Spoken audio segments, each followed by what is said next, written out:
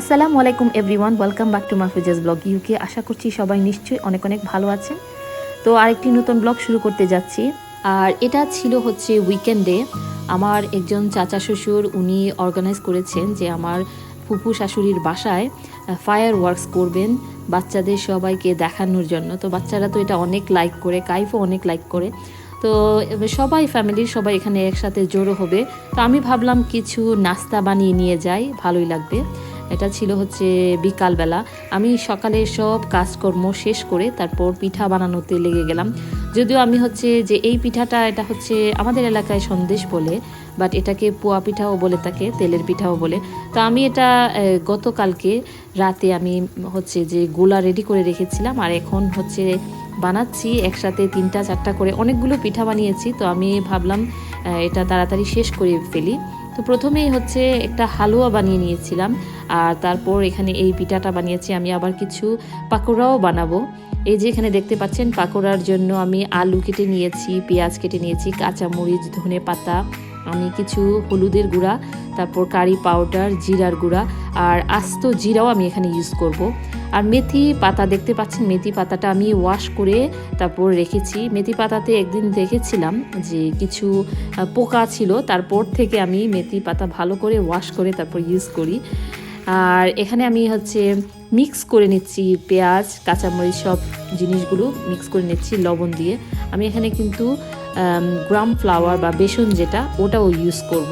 তো প্রথমে মাখিয়ে নিয়ে আমি সবগুলো যে স্পাইস ছিল সেগুলো দিয়ে এখানে মেখে নিচ্ছি। এই পাকোড়াটা খেতে অনেক অনেক মজা হয়, তবে প্রথমে আলুটা হচ্ছে ভালো করে লবণ দিয়ে মাখিয়ে নিলে ভালো হয়, আলুটা সফটও হয়ে যায়। আমি জাস্ট আমার মতো করে একটু চেষ্টা করেছি যেন একটু থিনলি স্লাইস করা যায়। আপনারা চাইলে আরও সুন্দর করে যদি কাটতে পারেন ভালো হবে।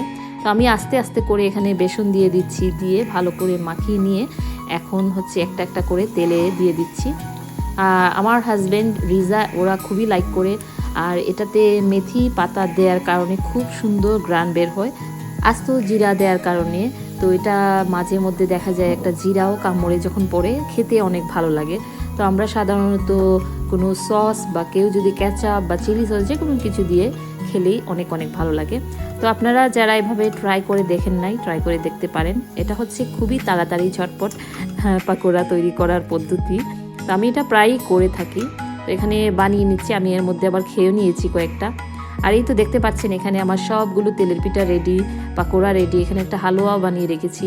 তো আমি সামান্য কিছু হচ্ছে পিঠা আমার বাসার জন্য রাখবো, আর বাকি সব ওদের জন্য নিয়ে যাব। আমার বাসায় তেমন আর খাওয়া হবে না, ওদের জন্যই নিয়ে যাচ্ছি। আমার দাদি শাশুড়ি এই পিঠাটা অনেক পছন্দ করেন, আর আমার এই পিঠাটা অনেক অনেক নরমও হয়। আমি হচ্ছে ময়দার পরিমাণটা একটু বেশি দিই, যার কারণে পিঠাটা নরম হয়।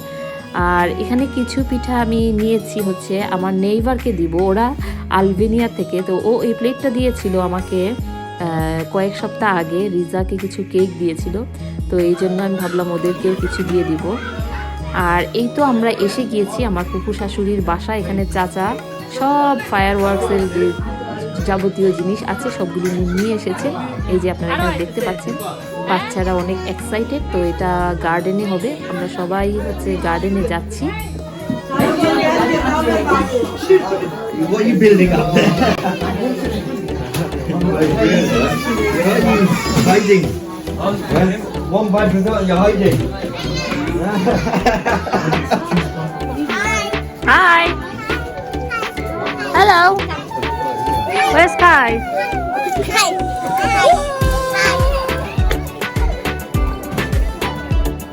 Hi, go stand there, Mama. Go stand there. Go, go.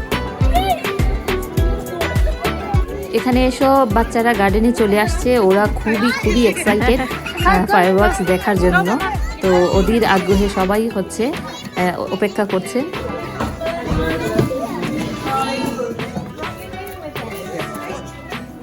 High look,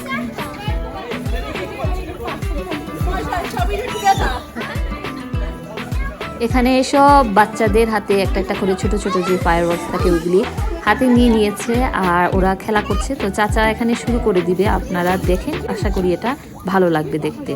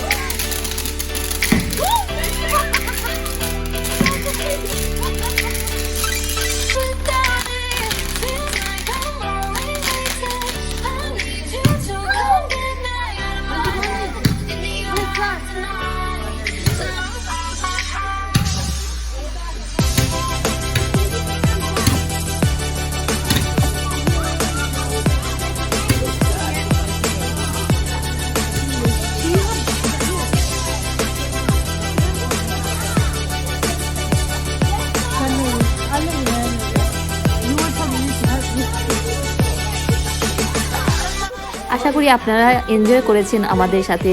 Kaif প্রথমে অনেক বেশি ভয় পেয়ে গিয়েছিল, তো আমি ওকে ভেতরে ঢুকিয়ে দিয়েছি, পরে আবার বাইরে এসে দেখতে পেয়েছে। আসলে এনজয় করেছে অনেকটাই, আর তার ভয়টাও কেটে গিয়েছে। আমরা তো অনেক অনেক বেশি এনজয় করেছি এটা। আশা করি আপনাদেরও ভালো লেগেছে। ভালো লাগলে অবশ্যই একটা লাইক দিতে ভুলবেন না, আর আমার চ্যানেলটি সাবস্ক্রাইব করে আমার সাথেই থাকবেন। Thank you for watching.